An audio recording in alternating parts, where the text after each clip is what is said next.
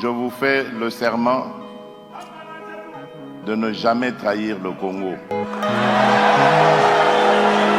À notre population, c'est qu'aujourd'hui, plus que jamais, nous devons garder l'unité entre nous. Les gens ne comprendront pas aujourd'hui ce que je suis en train de dire, mais dans quelques années, ils comprendront. La chance que nous avons aujourd'hui, c'est d'avoir ce président, Félix Tshisekedi. Pourquoi? Parce qu'il est celui qui s'est levé contre le Rwanda, contre Paul Kagame. Ce que vous devez savoir, faire la paix, ce n'est pas une faiblesse. Non, jamais aucun Congolais digne de ces noms laissera M. Kagame arriver au bout, de sa vision. Même si les dominants l'aident, nous sommes 120 millions aujourd'hui. Bonjour, bonsoir, ça dépend de l'heure auquel vous nous suivez. Merci pour la confiance, merci d'avoir des cognions sur Bakolanda Biso. Et c'est vraiment ma casse à mon akeba congolais. Tant que comme à Makambo Congo, tout la mukarato, comme ensemble, tout ça va divergence nabiso mupandi, tout ça la en sorte que tous à la bomoko. Et donc on a des ça la force nabiso. Et donc on a des tisiko yezako stopper banguna na campagne na bango ya mabe, campagne o ya bondoki. O baye na ko bakabola Congo. Bandeko lelo to la mukindenge nini. Mais avant on a banda ko avancer na osenga humblement en tant qu'endeko na bino. Musali na bino. Mwana na bino. Humblement bo aimer na nos vidéos. Après avoir aimé vidéo, na na service mususu ya osenga bino. Bandeko ta na commentaire au moins na che lien moko ya vidéo YouTube. Kota na vidéo wana, aimer, commenter, partager pe vidéo wana. Sala yango pona ko aider biso. Na che lien, car na ba commentaire au moins na épingler yango. Kota na vidéo wana, aimer vidéo wana. Ezali concernant l'action en chef de l'État. Peut partager yango. C'est la seule façon pour que soutenir biso bandeko. Merci mingi. So sali yango, même atana suka vidéo so sali yango ekozala eloko malamu makasi. Boyebi que na chaîne oyo to fonctionnaka po na bino puis to fonctionnaka pe grâce na bino. Donc ceux qui bo sali yango bo aider biso makasi. To la muki ndenge nini bandeko de bomoni na titre le 4 décembre oyo semaine prochaine Félix Antoine Tshisekedi Tshilombo na compte RDC, Paul Kagame na compte Rwanda. Ba okutana na États-Unis le 4 décembre. Ba paraphé un document qui veut sceller la fin des hostilités, qui veut dire bitumbanyo sesili. Mais bande konde na bisa bino que Kagame ako kende makambuana na Washington. Na lipeka na ye ache fédéralisme o atindaki nanga loba. Na lipeka na ye achango. Ke soki bo pesinga unga na lingite na intégration économique. Soki bo pesinga yi mbongo na ngai te. O bande yo ifaki bo futa ngai. Toko kende na fédéralisme. Congo ekokoma biteni. Bandeko. Ba moto utiliza ngo kaka. Na osenga awa wala expliquer binope. Fédéralisme yango toza kaka. Non à la fédéralisme. Et la kisini. Dès lors, on a expliqué bino abandeko. Toza na ba forme ya fédéralisme et belé. D'être na fédéralisme o ya ba américain ezali yake chaque état ezali vraiment autonome. Déjà bazana police na bango, bazana makambu na bango nyonso. Donc police na bango na police mususu. Donc eloko ezate. Après ba FBI, police fédérale. Donc police okoki ça na juridiction baninga mususu. Va pena ba gouverneur na bango na ba budget na bango textuellement le quoi RDC. Na tout ça pour comprendre bandeko. Sikoyo eloko oyo za ko sala ke biso na Congo to boya fédéralisme en ce moment ezani. Ezake na Amérique, bazana contrôle des territoires na bango nyonso. Bazana unité moko bazali, comment je peux dire? Ini tout autour ya ba idéo moko boyi. Que non, charte américain, mututo ko respecter charte oyoyo azali américain. Donc, bazana batu moko te ba prétendre ba boto l'Amérique. Bien sûr, à l'époque, bazana ba sécessionniste, pardon, ouais. Batu nga basa la sécession. Oka ba état ya sud, et ngake e banda bunsa ba état ya nord. Bango pe ba bunda bitumba loko abiso. C'est avec le temps de ba esko ko consolider likambo yoyu. Russie pe za fédéral.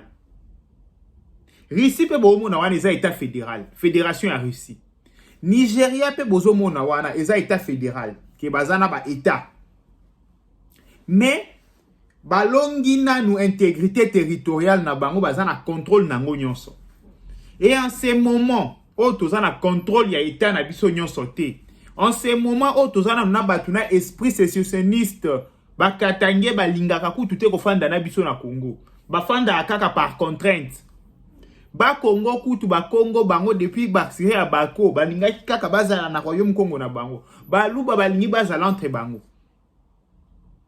Bandeko eta ya bongo ndo ya kopesa ba province autonomie ya makasi. Ya ke bazala na ba président na bango.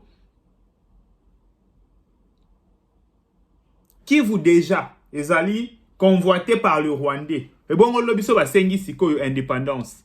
To bana fédéralisme. OK. État fédéral à Kivu, état fédéral ya Katanga, état fédéral ya Kasai, état fédéral ya Équateur, état fédéral ya Bakongo, état fédéral ya Bandundu. Lobi ba Katangé ba lobi tozona posa to longwa na fédération ya Congo, toko ma peut-être état indépendant du Katanga. To lobanin. Bandeko tangu nanga nakagame balakisi besoin na bango. Ba o mususu batali. Nde omoni ba Frank Diongo babandi ko réagir. Oh biso bobengisa ki biso pona makambo oyo te. Frank Diongo a tweeté abiye ti banda o mema makambo. Ba yeba ki te ezaki mambo fédéralisme. Jean-Claude Vwembaleli abi makambo nini bola kisabato yo. José Makila lobi ya koyoka mambo wana te. Naoki Olivier Kamita, tu peux taler français moulaï. Oh non, le débat, ce n'est pas une façon de... Bobandai ko kende kaka.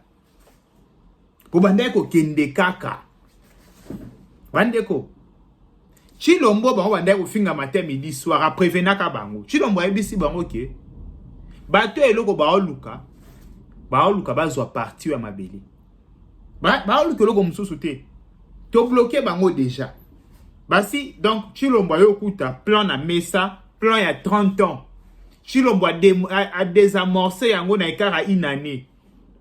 Plan est commis et tepi. Na ebisi bino boy, bandeko.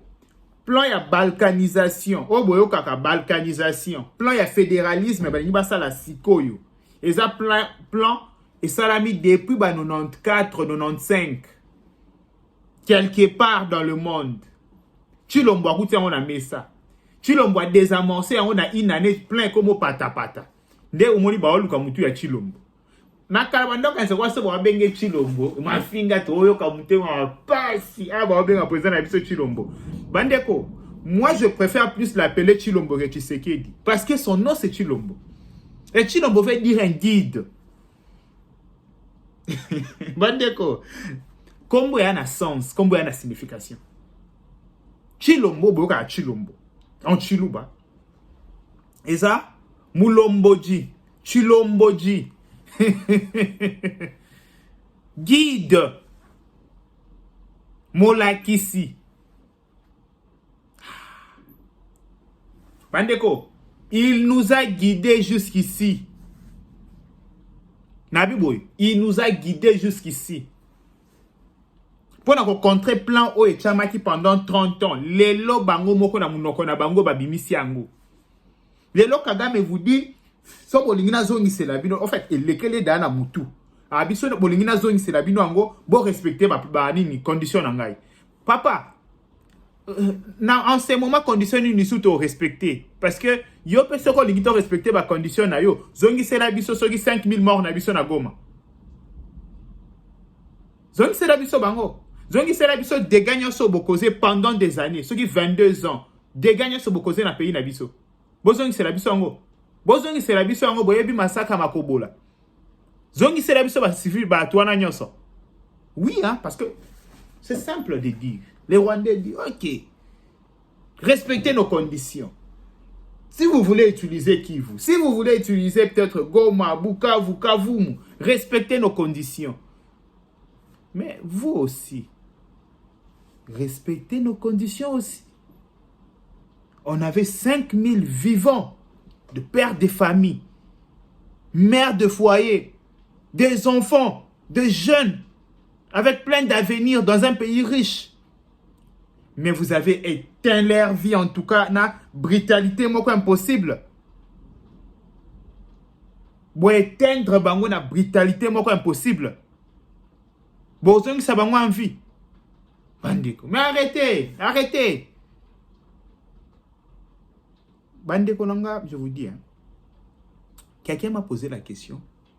Toi, tu ne te fatigues pas.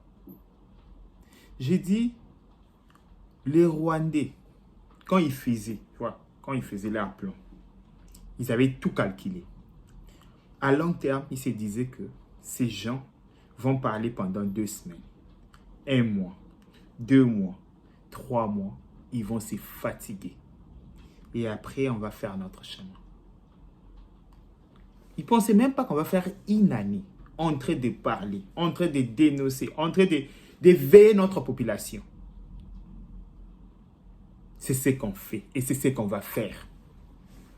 Je vous dis, c'est ce qu'on fait.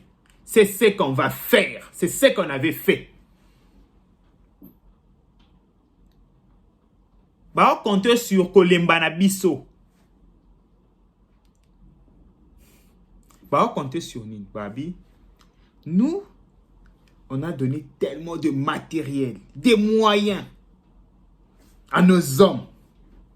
Sur les médias, hein, parce que le Rwandais, vraiment, bah, on traitait Naka très bien. D'accord, ça a bien noté. Bah, Rwandais, bah, on traitait Naka très bien. Sur le média, bah, Pesaki Batuna Bango, vrai là. Bah, Fouta Bango, vrai là. C'est pourquoi tu vois que sur le média, bah, ça vraiment impeccable, bah, Takaka sans problème. Bah, ça accompagne na Bango. Et ils savaient que chez nous, bah, on peut s'habiller sur l'autre côté. Bah, compter sur Yango. Ils se disent que, bah, to, bah, olemba. Bah, kolemba, kolobela mboka na Bango gratuitement.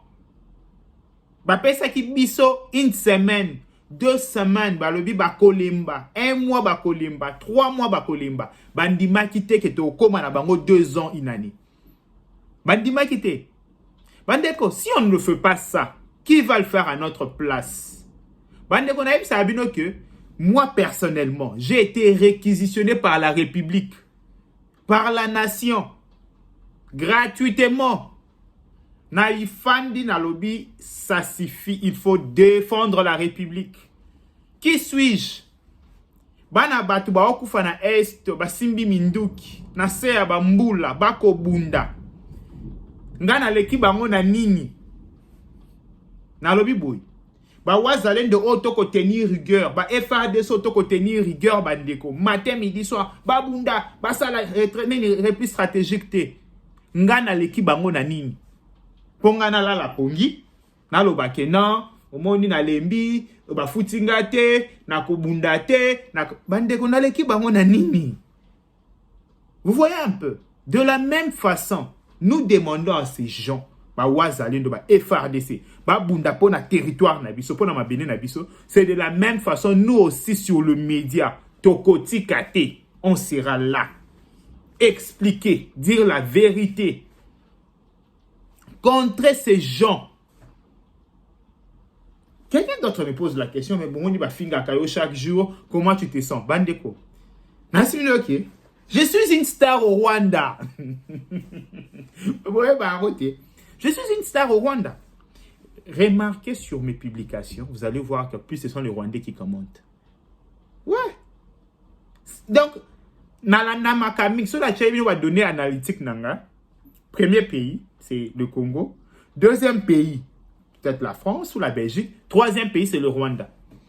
Je suis plus suivi au Rwanda que dans d'autres provinces au Congo. Star na bango ngayeyo.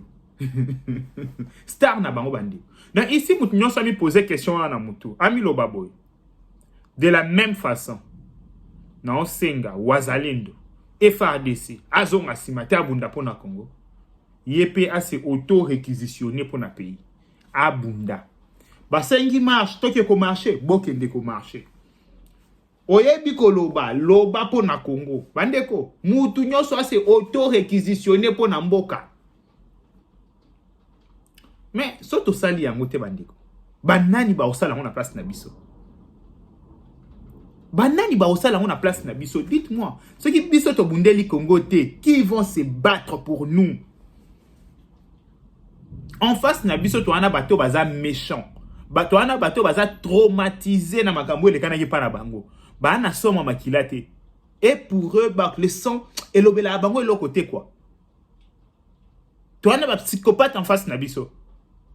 Et en face de ces gens, ceux qui bolembi bande ko sili bo pesi bango courage, bo pesi bango force. To lembate. Ici nous demandons au chef de l'État, monsieur le président, de na senga kona ba émission mususu. Sagesse. Sagesse où il attaque yo pendant des années et continue à l'attaquer.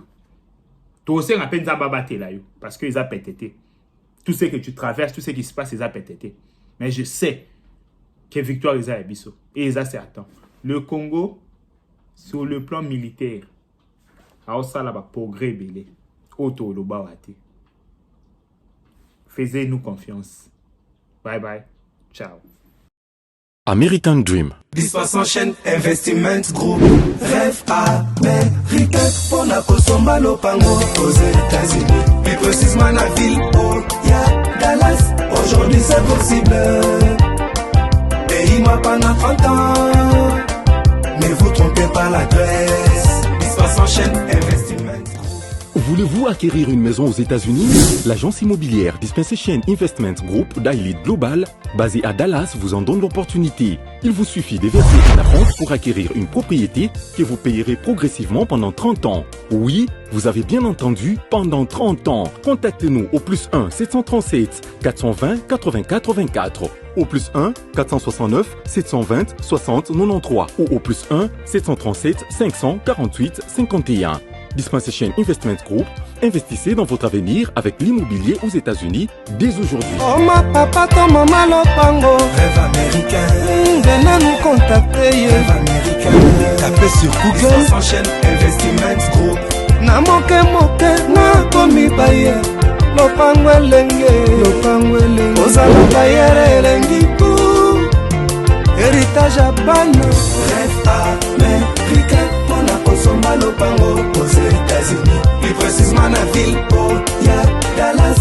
Aujourd'hui c'est possible. Pays m'a pendant 30 ans.